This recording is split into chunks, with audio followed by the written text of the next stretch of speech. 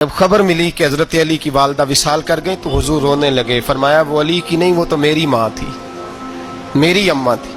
امام ابو نعیم نے لکھا ہے، کہتے ہیں حضور نے فرمایا جب میری اماں کو غسل دینے لگو نا، کفن پہنانے سے پہلے مجھ سے پوچھ لینا.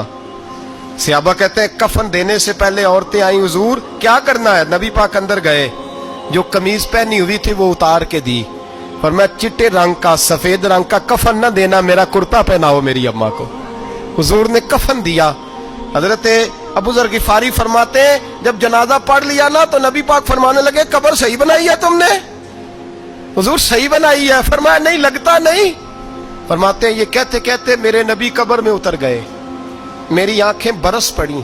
میں نے کہا علی کی اماں رب تجھ سے کیا حساب لے گا، ساری رحمتیں تو پہلی تیری قبر میں آ گئی. عشق سرکار کی ایک شمع جلا لو دل میں، بعد مرنے کے قبر میں بھی اجالا ہوگا. نبی پاک قبر میں لیٹے پھر بیٹھے. فرمایا صحیح ہے قبر. پھر میرے نبی پاک نے دفن کیا ان کو. پھر دیر تک دعا کرتے رہے اور رو کے فرمانے لگے اے اللہ اپنے نبیوں کے وسیلے سے اور میرے وسیلے سے میری اماں کی قبر روشن کر دے.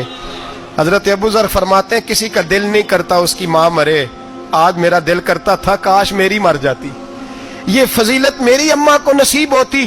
سیدنا ابو ذر فرماتے جب حضور رخصت ہونے لگے تو میں قریب گیا، میں نے کہا حبیبہ ذرا یہ رنگ مجھے بھی سمجھائیں.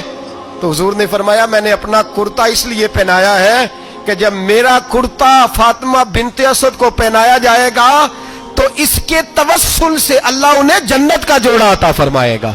اور قبر میں اس لیے اترا ہوں کہ جب میں قبر میں اترا ہوں تو اب میری اماں کی قبر تنگ نہیں ہوگی بلکہ اللہ میری برکت سے کشادگی عطا فرما دے گا. پسے مردن فرشتوں نے جو تلاشی لی تو کیا نکلا، فقط ایک دل کے گوشے سے خیال مصطفیٰ نکلا.